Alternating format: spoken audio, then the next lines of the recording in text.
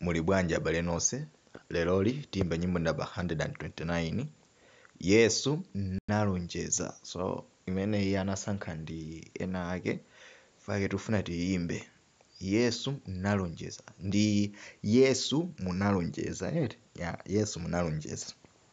So Yesu nalonjeza. Nyimbo imene iyi ili ndi mabiti 6 per measure.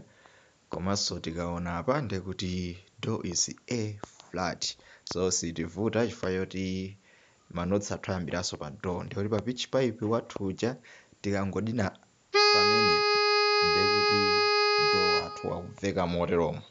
Okay, tiyambepo. Do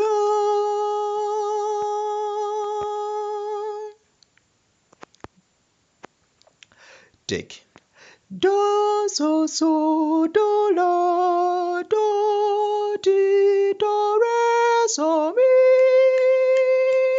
do so so do la do ti do re mi do re ti do re mi do re do ti do re do so so do la do ti do re mi do so mi mi fa so fa re mi re do re mi fa so so fa ra so do mi re do. Tone voice.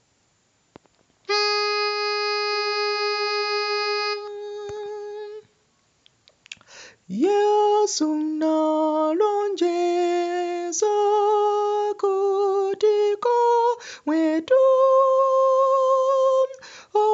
osonkana tatu moliko mweko